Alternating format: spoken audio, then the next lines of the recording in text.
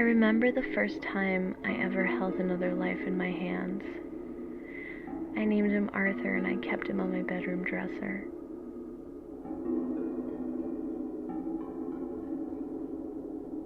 My mother would always tell me, feed him once in the morning and once at night, but not too much. But I always fed him extra. Summer vacation began and I started staying at my friend's house almost every night. We would stay up until we get scolded, playing around on this old Ouija board we found in her attic. One day I was leaving the house and I peered down through the water. It was a murky greenish brown color. Arthur was sitting at the bottom of the tank, not really moving, facing the wall. I remember thinking to myself, he looks sad. And I left my room and closed the door. When I came home that afternoon, he was floating upside down at the top of the tank. I remember my friend saying once, just give him an extra pinch of food at the beginning of the week and he'll be fine for 2. So I did.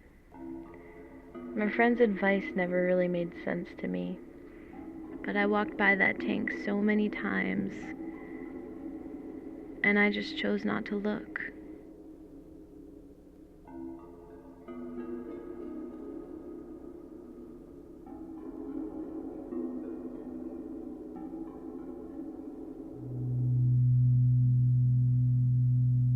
Seth once looked me so sincerely in the eyes that the walls of the room melted to the floor. He said to me, listen, I would die for you. He was a used car salesman who still lived with his parents, and he probably still does. One morning we were laying in bed and he rolled to his side and he stared at me. He said, I want to tell you something that I've never told anyone besides my parents. He brought me to his bedroom window and pointed through the pine trees at a brown house across the street. Do you see that house?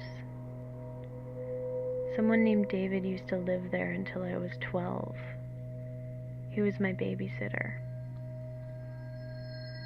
Seth held my hand and cried as he told me everything that David did to him. How he used to sneak into Seth's window late at night. How he used to say, don't ever tell your parents or something very bad will happen. Seth didn't tell his parents about David until he was 22 years old. And to this day, David is still walking around out there somewhere.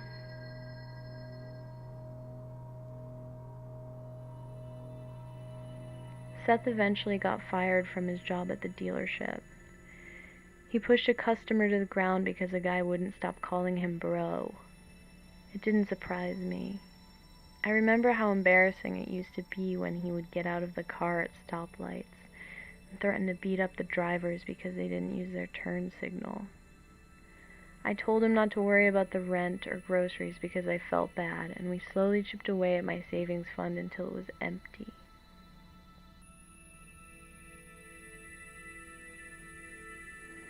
It's funny looking back after it's all said and done. Our relationship lasted 5 years of my life, and I was unhappy for 4 of them.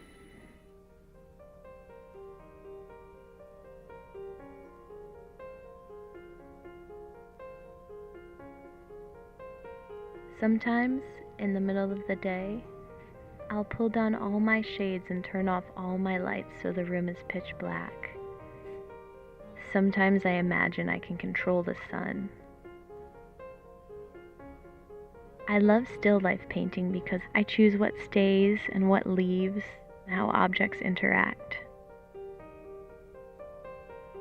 There is an artist who has painted the same glass of water in the same spot every day for the past 40 years. It sits on a white surface against a white wall, and you can see the reflection of a window in the glass. It's interesting how a singular intention can produce so many different outcomes.